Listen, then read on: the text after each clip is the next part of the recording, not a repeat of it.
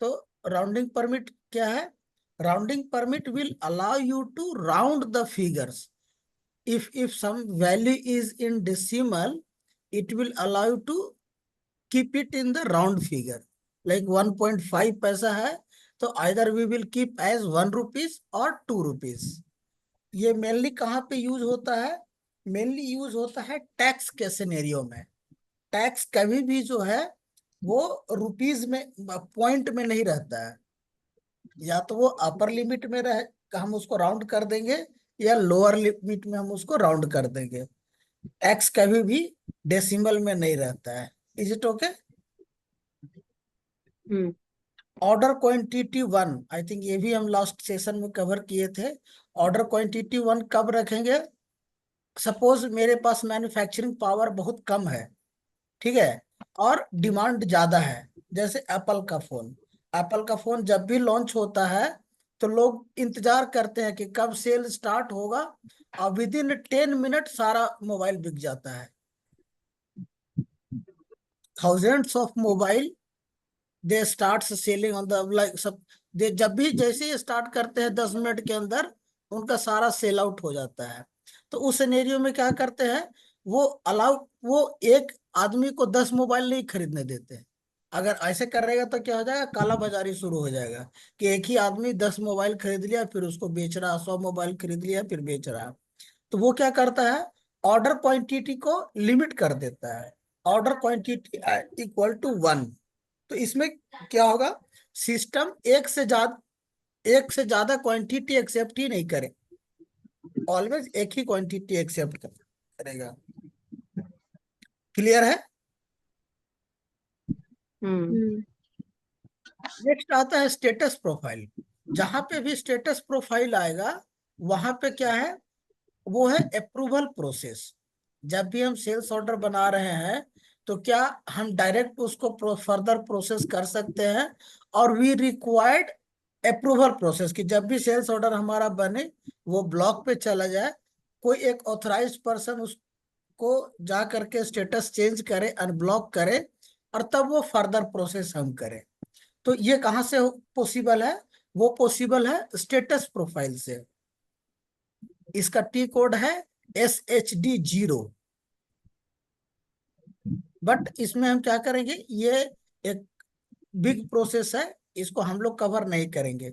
जो लोग status profile पे काम करते हैं वो सिर्फ और सिर्फ स्टेटस प्रोफाइल पे ही काम करते हैं. इतना बड़ा ये प्रोसेस है, इतना छोटा प्रोसेस नहीं है.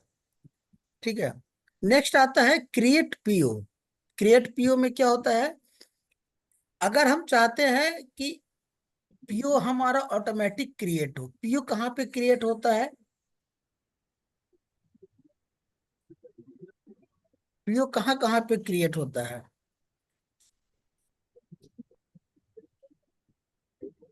पीओ क्रिएट होता है, दो प्रोसेस है, एक थर्ड पार्टी के सिनेरियो में और एक एसटीओ के सिनेरियो में. ठीक है. थर्ड पार्टी सिनेरियो क्या है? शायद वो हम लोग नहीं पढ़े थे, विनीता के लिए वेट किए थे, करेक्ट. जिसमें हम लोग कोशिश किए थे कि थर्ड पार्टी, स्टैंडर्ड प्रोसेस, ये दोनों हम लोग जब विनीता रहेगी तब पढ़ेंगे, और आईपीओ. करेक्ट ना? लेट्स कंप्लीट दैट वन, क्योंकि वो बार बार आएगा.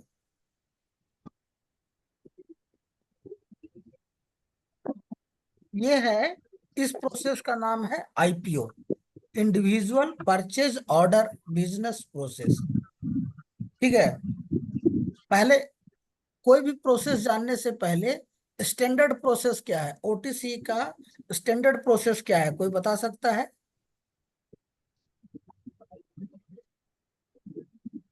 किसका?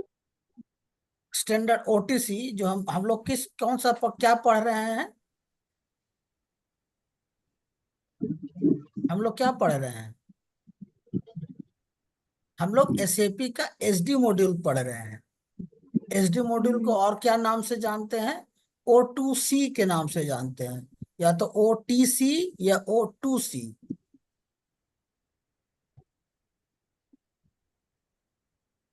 पहली बार सुन रहे हैं या पहले भी हम बताए थे कैसे?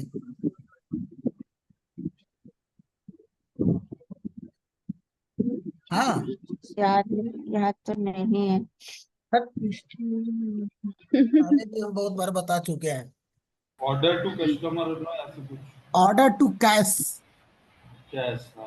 हाँ, order to order to cash cash है। हाँ हमारा हाँ, स्टार्ट होता है ऑर्डर बनाने से लेकर के कैश कैश लेने तक। तक। हाँ हाँ, ये पता है। तो इसको हम या तो एसडी बोलेंगे, या बोलते हैं ओ टू सी, या हाँ, बोलता है कोई ओ टी सी। इन तीनों में से कुछ भी नाम बोल सकते हैं। Order to cash, order to cash, sales and distribution. तो इसका हमारा स्टैंडर्ड प्रोसेस क्या है, अगर हम बोले, जैसे ये हम पढ़ने जा रहे हैं आईपीओ प्रोसेस, स्टैंडर्ड प्रोसेस क्या है, कोई बता सकता है? स्टैंडर्ड प्रोसेस सिर्फ इतना है, हम ये भी पहले बता चुके हैं। ये जो यहाँ पे आपको दिख रहा है, यही स्टैंडर्ड प्रोसेस है। क्या स्टैंडर्ड प्रोसेस है? इसमें कस्टमर इंक्वायरी नहीं रहता है ना। है, इसमें इंक्वायरी वगैरह, इस प्रोसेस में इंक्वायरी कोटेशन नहीं रहता है। इंक्वायरी कोटेशन हम कर सकते हैं। कस्टमर ने ऑर्डर दिया, कस्टमर ने इंक्वायरी किया, कोटेशन, हमने कोटेशन दिया। बट जो अगर स्टैंडर्ड प्रोसेस पूछेगा तो हम उसको एक्सक्लूड कर सकते हैं, इंक्वायरी और कोटेशन। वो मैंडेटरी नहीं है। हर कोई प्रोसेस, एसएपी जो एसएपी जो है वो बी टू सी के लिए नहीं काम करता है। बी टू सी मतलब वो B to B. Business to customer. Business to customer. हाँ, तो ये सब वर्ड ना याद होना चाहिए, जैसे कोई बोलेगा तो याद करने की जरूरत नहीं है। वो सब, ये सब वर्ड्स जो है टेक्निकल वर्ड्स, वो याद होना चाहिए। अब एसएपी किसके लिए काम करता है? बिजनेस टू बिजनेस के लिए ज्यादातर। तो बिजनेस टू बिजनेस के क्या मतलब हुआ कि होलसेलर खरीद रहा है, या डीलर खरीद रहा है होलसेलर से, या कुछ ऐसा। तो वो लोग हर बार कोटेशन नहीं देगा आपको। हर बार वो जब भी जाएगा लेने तो कोटेशन मांगेगा, फिर कोटेशन एक्सेप्ट करेगा, फिर ऐसा नहीं होता है। ज्यादातर क्या होता है? ज्यादातर होता है कि डायरेक्ट कस्टमर आपको पीओ देगा कि हमको इतना सामान चाहिए। कंपनी जो है ऑर्डर बनाएगा, ऑर्डर बना के डिलीवरी बनाएगा, डिलीवरी बना के इनवॉइस कर देगा, कस्टमर पैसा देगा, काम खत्म। इसलिए जब भी अगर ओटीसी का कोई स्टैंडर्ड प्रोसेस पूछे तो हम डायरेक्ट ऑर्डर से स्टार्ट कर सकते हैं। कि जब भी कस्टमर जो है परचेज ऑर्डर देता है तो कंपनी क्या करती है? सेल्स ऑर्डर क्रिएट करती है। उस सेल्स ऑर्डर के with reference to sales order we will create delivery. With reference to this delivery we will create invoice, and then we will send the invoice copy along with the material to customer, and then customer will pay to the amount. That is the full cycle of OTC। OTC का ये full cycle हो गया। Clear है, कोई doubt? अब आता है कि हम क्या पढ़ने जा रहे हैं, इंडिविजुअल परचेज ऑर्डर प्रोसेस। एक अलग प्रोसेस है। इसमें क्या होता है, देखो यहाँ पे क्या हो रहा है कि जैसे ही कस्टमर जो है परचेज ऑर्डर दे रहा है कंपनी को, तो कंपनी क्या कर रही है? सेल्स ऑर्डर बना रही है, डिलीवरी बना रही है, इनवॉइस कर दे रही है। इसका क्या मतलब? इसका ये मतलब कि कंपनी के पास स्टॉक ऑलरेडी अवेलेबल था, या अगर अवेलेबल नहीं था तो कंपनी खुद से मैन्युफैक्चर करके उसको दे रहा है। Am I correct? हाँ लेकिन बैटरी बनाने वाली कंपनियां कितनी है? दो चार कंपनी है। लेकिन बेचता हाँ। कौन हाँ है? बेचता हर कोई है। जितना इन्वर्टर वाला हम्म, है बेचेगा, टू व्हीलर वाला बेचेगा, फोर व्हीलर वाला बेचेगा।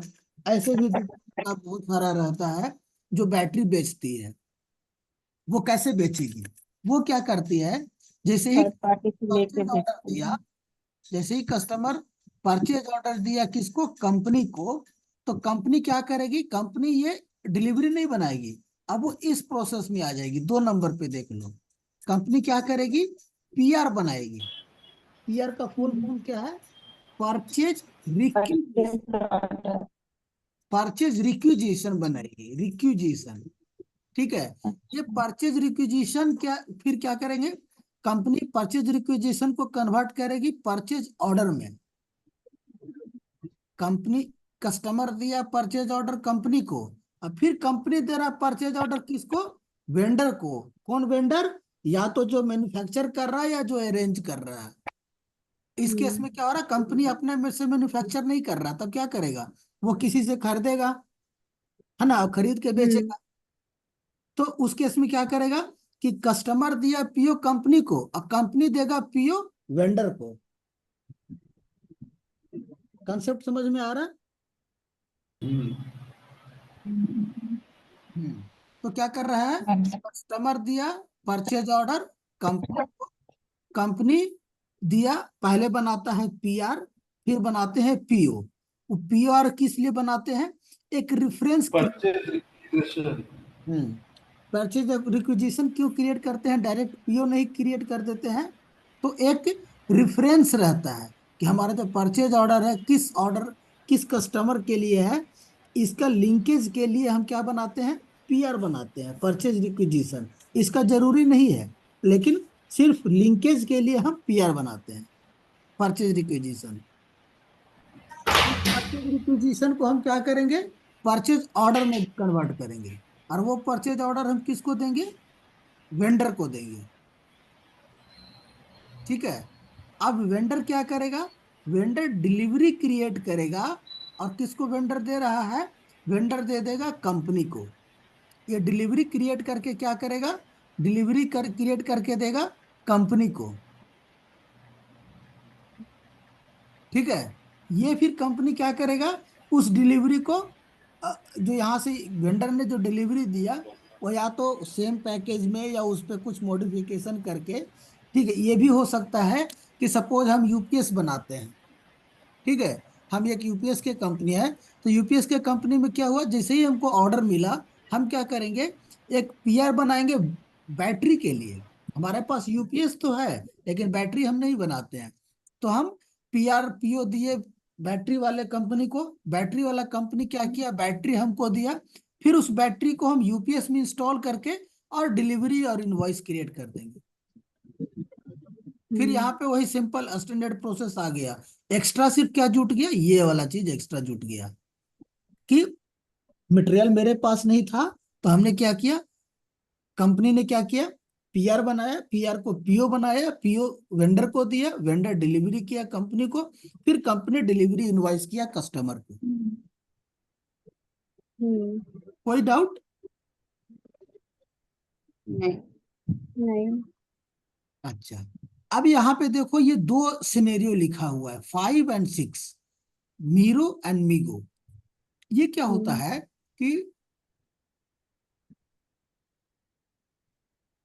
वेंडर ने, अब हम यूपीएस कंपनी है, हम क्या करते हैं, जब भी मेरे को बड़ा ऑर्डर मिलता है, थोड़ा बहुत तो हम बैटरी रखते हैं, लेकिन जब भी बड़ा ऑर्डर मिलता है तो हम यही प्रोसेस फॉलो करते हैं।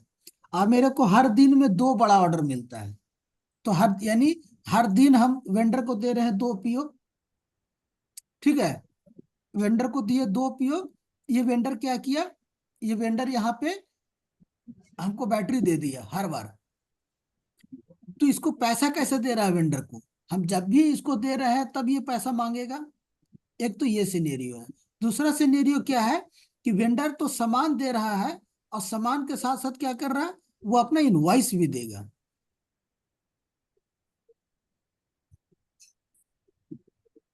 ठीक है, सॉरी सॉरी, थोड़ा सा हम आउट ऑफ ट्रैक हो गए। वो जब डिलीवरी देगा, तो डिलीवरी के साथ साथ ये अपना इनवॉइस भी देगा। जब वेंडर वेंडर जब डिलीवरी दे रहा है बैटरी का, तो बैटरी के साथ साथ क्या देगा, इनवॉइस कॉपी भी देगा। वेंडर को भी तो, इसको भी तो पैसा चाहिए, इस वेंडर को भी पैसा चाहिए ना, तो वेंडर को पैसा कौन देगा, इस वेंडर को कंपनी देगी पैसा, कस्टमर नहीं देगा। इस वेंडर को पैसा कौन देगा, कंपनी। कंपनी कैसे देगा, जब भी ये वेंडर बैटरी दे रहा है, तो साथ में क्या करेगा, वेंडर अपना इनवॉइस अपने कॉपी। लाइन वाले को भेज रहा ठीक है, सपोज अगर इसका इसका रेट यहाँ पे ये ले रहा है 100 रुपया, है ना, तो यहाँ पे ये क्या करेगा, वेंडर को देगा वो 80 रुपया। 20 रुपया कंपनी का फायदा हुआ। 20 रुपये कंपनी को फायदा। तो तो जो यहाँ पे जो लिखा हुआ है माइगो एंड माइरो, ये क्या है? जो डिलीवरी देगा, जो वेंडर ने डिलीवरी दिया, उस सिस्टम में इन करना होगा। इस ये कंपनी इन करेगा ना कि हाँ उसका बैटरी आ गया। हम हमको ये भी तो ट्रैक रखना है ना कि हमने पूरे महीने में 100 परचेज ऑर्डर दिए थे, उस परचेज ऑर्डर में से कितने का सामान आया, कितने का नहीं आया। क्योंकि हमारा हर दिन में 10 गो हम परचेज ऑर्डर दे रहे हैं, तो ट्रैक रखना भी पड़ेगा ना कि कितना हम दिए, कितना हमारे पास माल आया, उसी का तो पैसा देना है। तो जो डिलीवरी वेंडर जो डिलीवरी दे रहा है, वो डिलीवरी को एंट्री हम कैसे करेंगे? माइगो के थ्रू करेंगे। एक टी कोड है माइगो, तो माइगो के थ्रू हम उसको एंट्री करेंगे डिलीवरी को। और ये जो अपना इनवॉइस साथ में दे रहा है, उस इनवॉइस को एंट्री कैसे करेंगे? टी कोड है माइरो, माइगो एंड माइरो। माइरो से हम क्या करेंगे? इनवॉइस का एंट्री करेंगे। अब जो इनवॉइस माइरो जितने इनवॉइस का करेंगे, उतना हम इसको पैसा पे कर देंगे। ये हो गया इंडिविजुअल परचेज ऑर्डर। किसी को कुछ डाउट, कुछ कंफ्यूजन इस पूरा प्रोसेस में?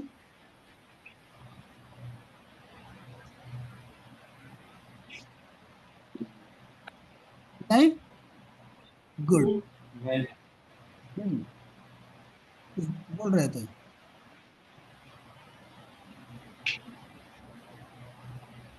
है क्या कुछ डाउट? नहीं। ओके। तो ये हो गया इंडिविजुअल परचेज ऑर्डर। अब इसी के एक सिनेरियो ये देख लो, क्या हो रहा है कि कस्टमर जब परचेज ऑर्डर दे रहा है कंपनी को, कंपनी दे रहा है पीआर, कंपनी दे रहा है पीओ, पीओ के बाद आ रहा है वेंडर को। ठीक है। अब हम क्या करते हैं, अमेजोन का एक एग्जांपल लेते हैं। अमेजोन वाला, हम ऑर्डर किसको देते हैं? एज ए कस्टमर, कस्टमर हम लोग ऑर्डर किसको देते हैं? अमेजोन को, अमेज़न को देते हैं। है नहीं? हम्म। हमने ऑर्डर दिया अमेजोन को। अमेजोन क्या करता है? अमेजोन पीआर देता है, पीओ देता है, किसको देता है? वेंडर को। वेंडर मतलब हम्म। जो उस सामान को बेच रहा हो। सेलर अमेजोन कोई सेलर। अपना दुकान नहीं है। अमेजोन का कोई अपना दुकान, अपना स्टोर कुछ नहीं है। अमेजोन सिर्फ हाँ। एक अपना वेबसाइट है, या उस तरह से वो मेंटेन किए हुए है। और दुकानदार लोग उसमें रजिस्टर करता है कि अगर ये वाला बिकेगा तो हमको बताइएगा, हम बेचेंगे। तो अमेजोन क्या करता है? हम्म। वो पीआर पीओ देता है किसको? वेंडर को। वेंडर क्या करता है? अमेजोन का ही लिफाफा में पैक करके वो क्या करता है, डायरेक्ट यहाँ पे वेंडर कंपनी को नहीं देता है, या इस सिनेरियो में क्या देता है? वेंडर डायरेक्ट डायरेक्ट कस्टमर को। कस्टमर को दे देता है।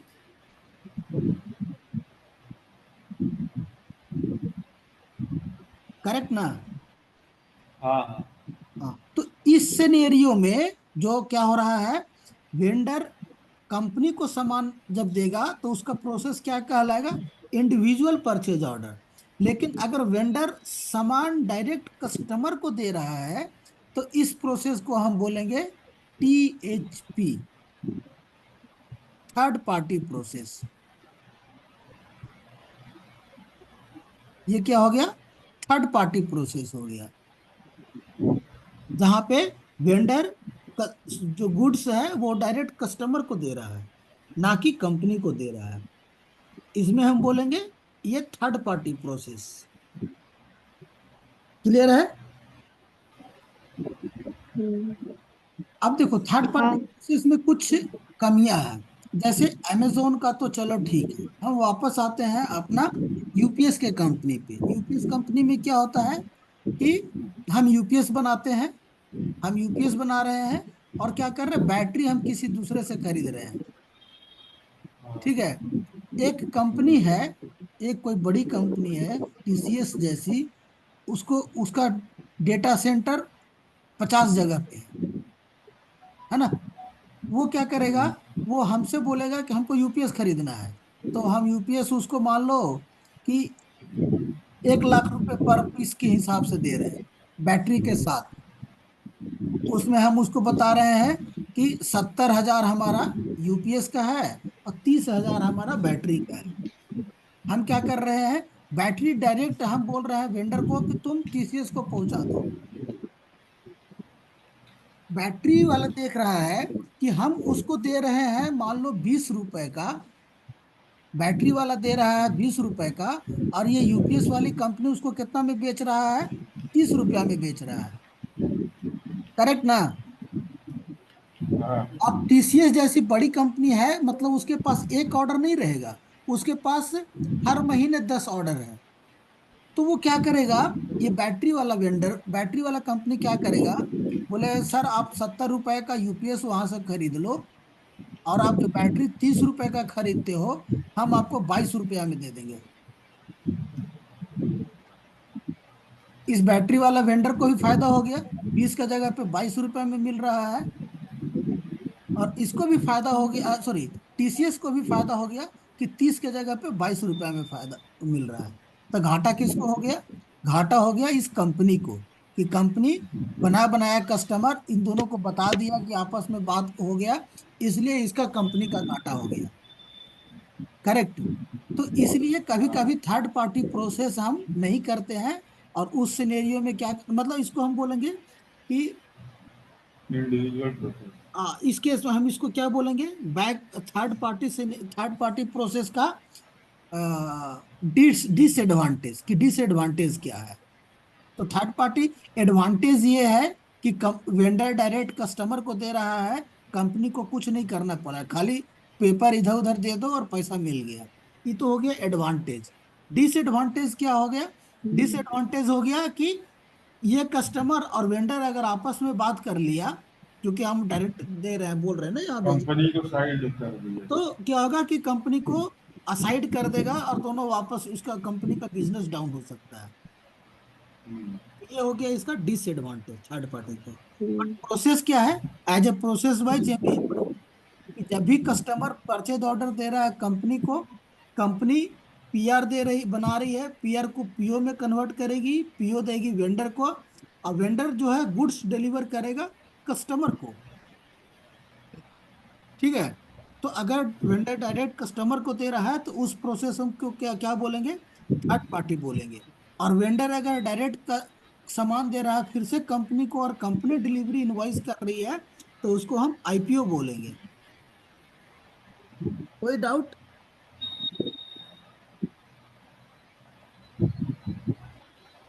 अब आगे चल के अगर हम थर्ड पार्टी बोल रहे हैं या आईपीओ बोल रहे हैं, तो आप लोग कंफ्यूज मत करना, यहाँ फिर एक्सप्लेन नहीं करेंगे कि कहाँ पे क्या हो रहा है।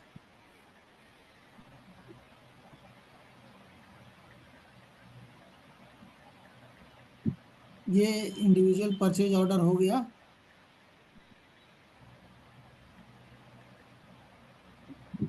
ये थर्ड पार्टी प्रोसेस हो रहा है। थर्ड पार्टी प्रोसेस में क्या हो रहा है, कस्टमर दे रहा है कंपनी को परचेज ऑर्डर, कंपनी क्या कर रही है, पीआर बना रही है, पीआर से पीओ बना रही है, और पीओ से पीओ दे रही है वेंडर को, वेंडर डिलीवर कर रहा है गुड्स टू कस्टमर। फिर वेंडर को पैसा भी चाहिए, तो वेंडर इनवॉइस देगा। किसको इनवॉइस देगा, कंपनी को इनवॉइस देगा, क्योंकि वेंडर को जो पैसा चाहिए किससे चाहिए, कंपनी से चाहिए। तो ये वेंडर क्या करेगा, इनवॉइस देगा कंपनी को, और फिर कंपनी इसको पे करेगी और कंपनी कस्टमर से पैसा लेगी। क्लियर है। हाँ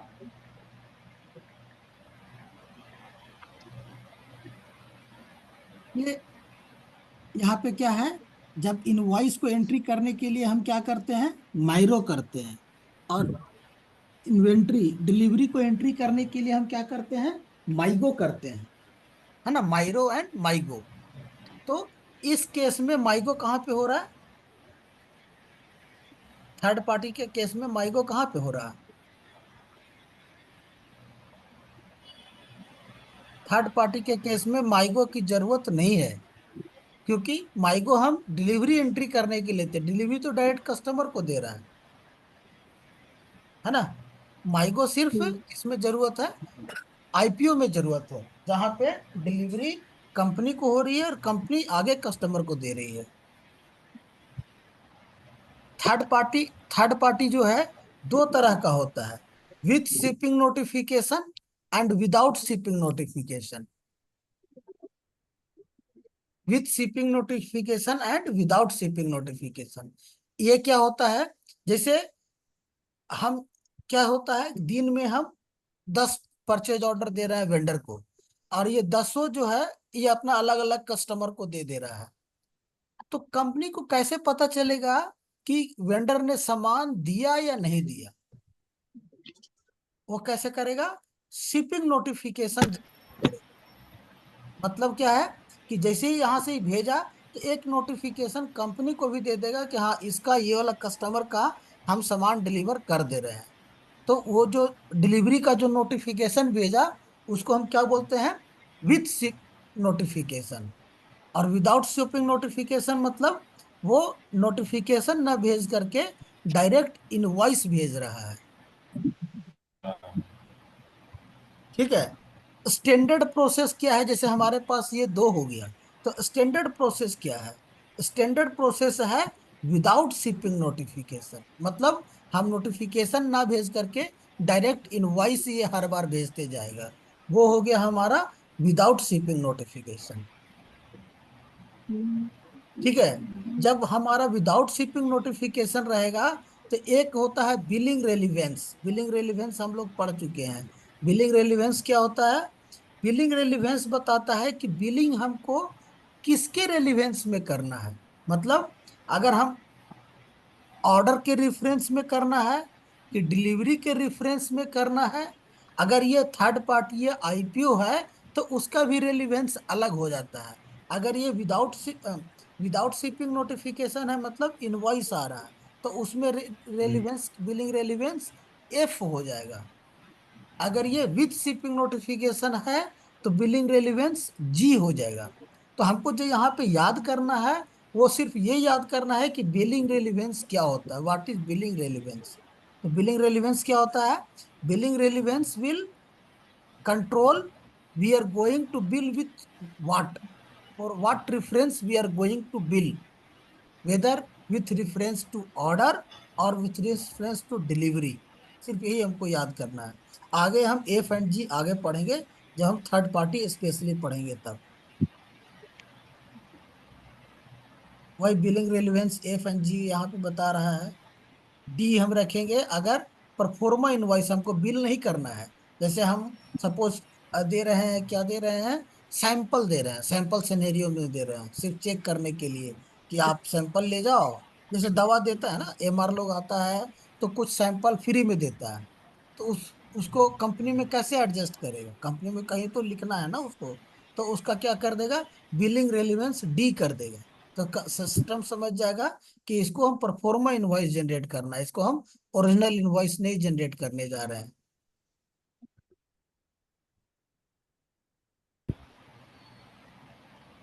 विथ शिपिंग नोटिफिकेशन वही विथ और विदाउट में है।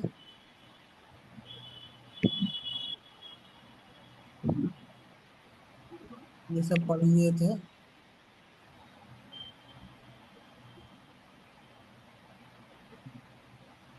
तो हम इसको कहाँ पे पढ़ रहे थे? वैल्यू कॉन्टेक्ट, हाँ। Create PO.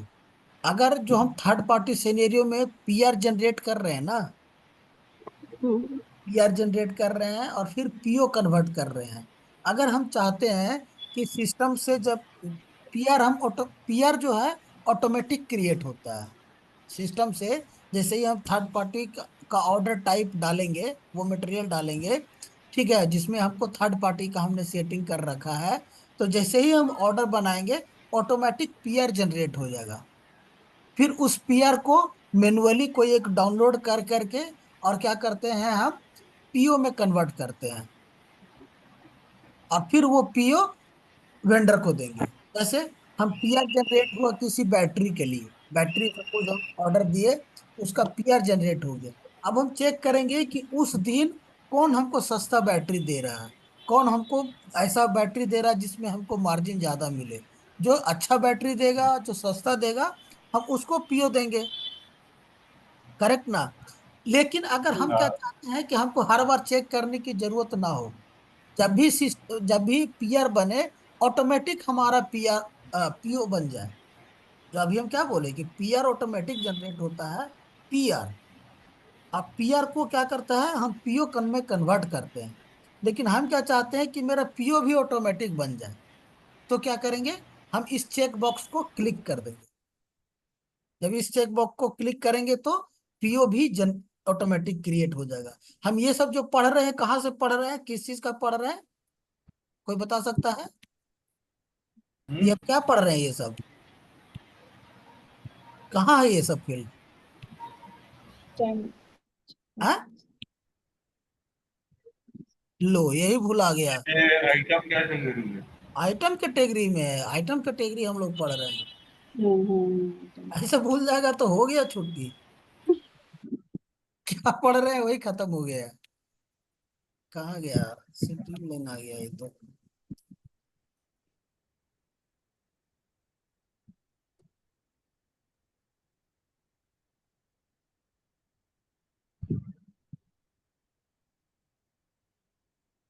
वो स्क्रीन कहाँ गया जहाँ पे है आइटम कैटेगरी का? चलो ठीक है, वो हम कल फिर वापस देख लेंगे। तो ये सारा फील्ड कहाँ पे है, ये सब आइटम कैटेगरी में है, तो हम लोग आइटम कैटेगरी पढ़ रहे हैं। आइटम कैटेगरी का कंट्रोल्स हम्म। स्क्रीन। हाँ भाई, सारे बॉक्सेस का नाम। वैल्यू कॉन्ट्रैक्ट मटेरियल छोड़ दो, वो उतना नहीं है। कॉन्ट्रैक्ट रेलिवेंस कंट्रोल छोड़ दो। स्ट्रक्चर स्कोप, बॉम्ब एक सिनेरियो होता है। बॉम्ब में कब हम यूज करते हैं, जब हम एक एक मटेरियल के अंदर सब मटेरियल को डालते हैं। जैसे कंप्यूटर अगर हमको बेचना है, तो हमने एक मटेरियल बनाया कंप्यूटर बोल के, और कंप्यूटर के अंदर में क्या किए, हम सीपीयू, मॉनिटर, कीबोर्ड ये सब डाल दिए। तो ऐसा जो सिनेरियो होता है उसको बॉम्ब बोलते हैं। तो बॉम्ब का एक्सप्लेनेशन कैसे होगा, वो लाइन आइटम लेवल पे दिखेगा, सिर्फ कंप्यूटर दिखेगा। उस वो कहाँ से कंट्रोल होता है, स्ट्रक्चर स्कोप से कंट्रोल होता है।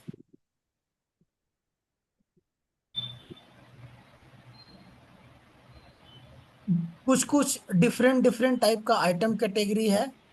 आइटम कैटेगरी किसका किसका याद किया, थर्ड पार्टी का आइटम कैटेगरी क्या होता है?